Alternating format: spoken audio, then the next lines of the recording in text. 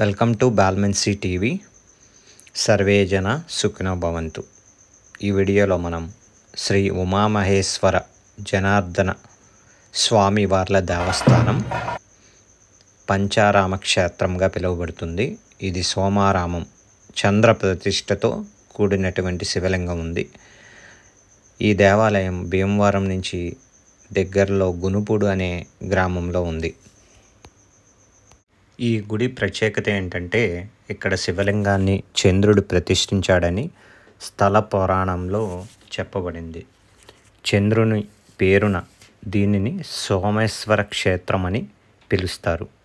ఇక్కడ ప్రతి కార్తీక మాసంలో రంగరంగ వైభవంగా ఉత్సవాలు జరుగుతాయి. మీరు చూస్తున్నది 2 ఫ్లోర్స్లో ఉన్నటువంటి శివ మందిరం. ఇక స్థల పురాణానికి వద్దాం. త్రిపురాసుర సంగ్రామంలో కుమారస్వామి చేత విరగ్గొట్టబడిన శివలింగం మొక్కలలో ఒకటి ఇక్కడ పడిందని, అందువల్ల ఇది పంచారామాలలో ఒకటి అయిందని పురాణ కథనం.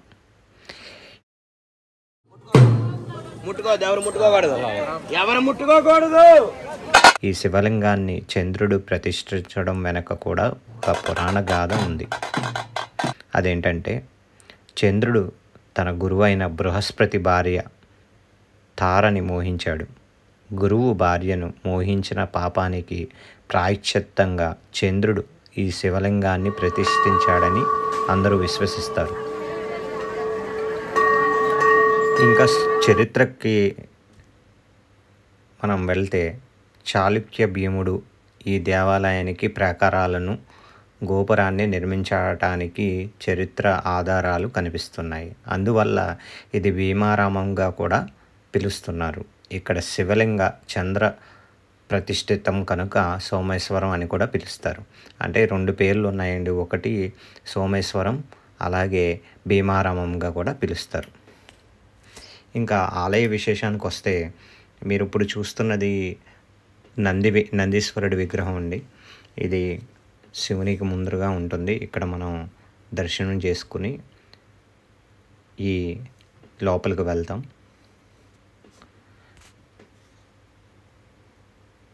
చూస్తున్నారు కదా, సోమేశ్వర ఆలయం శివుని విగ్రహం మధ్యలో ఉంది. అటు ఇటు నందీశ్వరులు ఉన్నారు. ఇదే మెయిన్ ఎంట్రన్స్.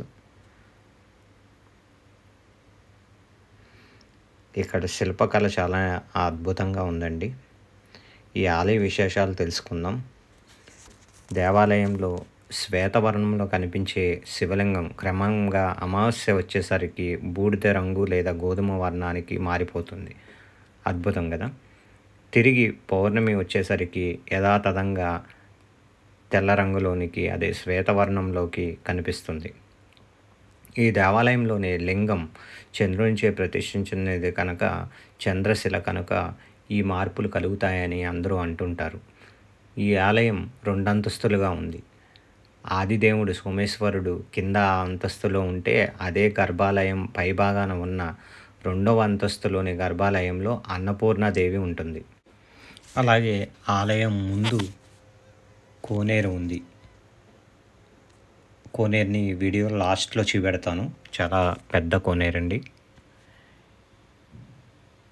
ఈ క్షేత్రంలోని చంద్ర పుష్కరిణిలో స్నానం చేస్తే పాపాలు పోతాయని భక్తులు విశ్వసిస్తారు. ఈ కోనేరు గట్టున రాతి స్తంభంపై ఒక నందీశ్వరుని విగ్రహం ఉంటుంది. ఈ నందీశ్వరుని నుండి చూస్తే శివాలయంలోని లింగాకారం కనిపిస్తుంది. అదే దేవాలయం ముందున్న రాతి గట్టు నుంచి చూస్తే శివలింగానికి బదులు అన్నపూర్ణాదేవి కనిపిస్తుంది. ఎంత అద్భుతం అండి.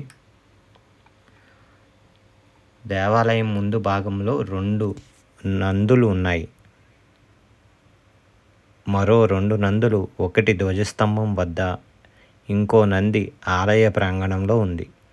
దేవాలయం ఎదురుగా ఉన్న చంద్ర పుష్కరిణిలో మరో నంది ఉంది. ఆలయ ప్రాంగణంలో మొత్తం 5 నందులు ఉండటం వల్ల పంచనందీశ్వర ఆలయంగా ఈ ఆలయానికి మరో పేరు ఉంది. దేశంలో ఉన్న స్ఫటిక లింగాలలో ఇది ఒకటి. ఇక్కడ ఉత్సవాల గురించి తెలుసుకోవాలంటే, ప్రతి ఏడాది ఇక్కడ మహాశివరాత్రి సందర్భంగా స్వామివారి కళ్యాణోత్సవాలు 5 రోజుల పాటు జరుగుతుంటాయి. అలాగే దేవీ నవరాత్రులు కూడా ఎంతో వైభవంగా నిర్వహిస్తారు.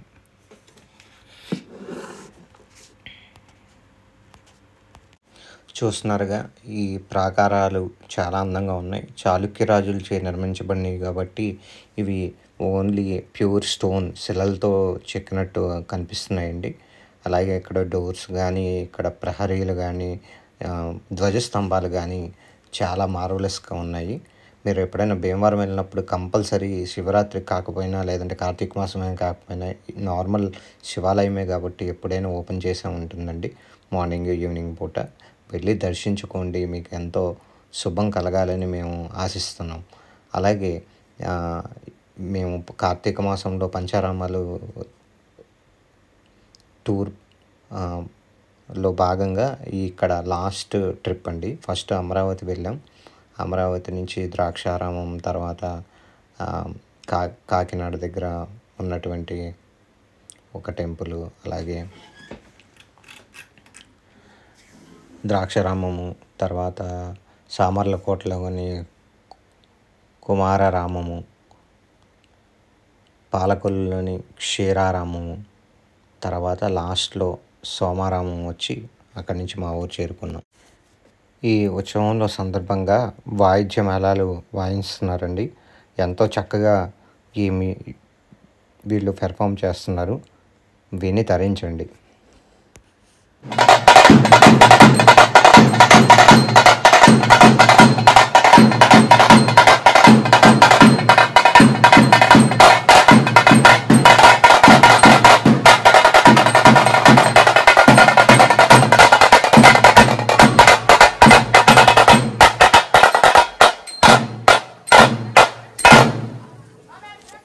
దర్శనం అయ్యి బయటకు వచ్చేసరికి నైట్ 12 దాటిపోయిందండి. ఆ రోజు దాటింది కాబట్టి మనం టిఫిన్ ఏమన్నా చేయాలంటే చేయొచ్చు. ఇక్కడ చక్కగా 2 గారెలు, అలాగే ఉప్మా, సమ్ చట్నీ సర్వ్ చేస్తూ ఉన్నారు ప్రతి ఒక్క భక్తులకి. అలాగే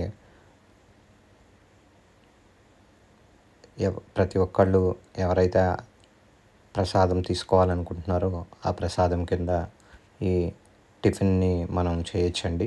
చక్కగా ఎంతో వినయంతో ఇక్కడ సేవ చేసేవాళ్ళు చాలామంది ఉన్నారు. చక్కగా 12 అయినా కానీ అందరికీ పలహారం పంచిపెట్టడంలో చాలా ఓపికగా ఉన్నారండి. ఇక్కడ చూస్తున్నది మీరు రథము. మనకి శివరాత్రికి రథం మీద స్వామివారిని అలంకరిస్తారు. ఇక్కడ విద్యుత్ దీపాలతోటి, చాలా కలర్ఫుల్ లైట్స్ తోటి మొత్తం, నేను చెప్పాను కదండి కోనేరు లాస్ట్లో చూపెడతాననేసి, ఈ కోనేరుని చాలా నీట్గా డెకరేట్ చేశారు. చాలా వండర్ఫుల్గా ఉందండి. మేము బ్రేక్ఫాస్ట్ చేసిన తర్వాత ఈ కోనేరు దగ్గరకు వచ్చి కొద్దిసేపు కూర్చొని వెళ్ళాము. ఈ దేవాలయం చుట్టుపక్కల వేరే దేవాలయాలు కూడా ఉన్నాయి. లైక్ సాయిబాబా టెంపుల్, మనం ఇప్పుడు వెళ్తున్నది సాయిబాబా టెంపుల్ అండి. సాయిబాబా టెంపుల్ ఉంది, హనుమాన్ టెంపుల్ ఉంది, ఇట్లా చాలానే టెంపుల్స్ ఉన్నాయి. సో ఇక్కడ మనకి కావాల్సిన టిఫిన్స్ అవన్నీ లోపల తయారు చేస్తారని చెప్పారు. జస్ట్ మనం వెళ్ళి చూపెట్టే ప్రయత్నం చేద్దాము. ఆల్రెడీ లేట్ నైట్ కదండి, ఎవరిని ఇంటర్వ్యూ తీసుకోవటం కుదరలేదు, ఎందుకంటే అప్పటికే అలసిపోయి ఉంటారు. సో జస్ట్ నేను కావాల్సిన విజువల్స్ తీసుకున్నాను. భీమవరం ప్రజలు ఎలా అయినా చాలా కోఆపరేటివ్ అండి. ఇక్కడ టెంపుల్లో సిబ్బంది కూడా ఎవరిని ఇబ్బంది పెట్టకుండా లేట్ నైట్ అయినా ఓపికగా లైన్లో తీసుకెళ్తూ మాకు హెల్ప్ చేశారు. మీరు ఫస్ట్ టైం మా ఛానల్కి వస్తుంటే కంపల్సరీ వీడియో సబ్స్క్రైబ్ చేసుకోండి. చాలామంది చూస్తున్నారు కానీ సబ్స్క్రైబ్ చేసుకోండి. టెంపుల్ బయటన ఈ పురాతనమైన ఇల్లు చూసారా, చాలా బాగుంది. పెద్ద పెంకుటిల్లు అండి, మండువా ఇల్లు అనుకుంటా. చూడండి బయట ఉన్న ఎన్ని స్తంభాలు ఉన్నాయో. ఇక్కడ ఆర్టీసీ బస్సులు కూడా వేశారండి పంచారామాలు చూస్తానికి.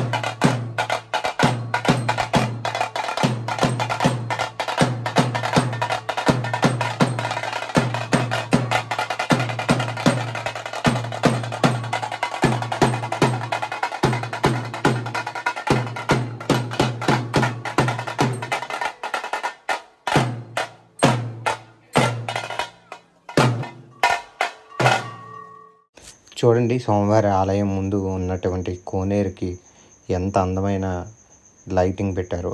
ఈ లైటింగ్ మిరుమిట్లు గొలుపుతూ ఎంతో ఆహ్లాదాన్ని కలిగిస్తున్నాయి. అలాగే దేవాలయానికి కూడా చాలా లైటింగ్ పెట్టారు. చాలా బాగుంది, చూస్తున్నారు కదా. ఈ గుడిలో దర్శనం అయిన తర్వాత బ్రేక్ఫాస్ట్ చేసుకున్న తర్వాత కోనేరు దగ్గరికి చేటు కూర్చుని మేము ఇంకా బస్ క్యాచ్ చేయడానికి బయటకు వచ్చేసామండి. బట్ నాకు మొత్తం వీడియోస్ కవర్ చేయిందే హ్యాపీగా అనిపించింది. అలాగే బయటకు వచ్చిన తర్వాత కోనేరు పక్కన ఇది ఒక దేవాలయం ఉందండి. ఆ దేవాలయం చేసే మీరు కనుక కోనేరు ముందు ఈ దేవాలయం చూసినట్టుంటే ఏదో కమెంట్ చేయండి.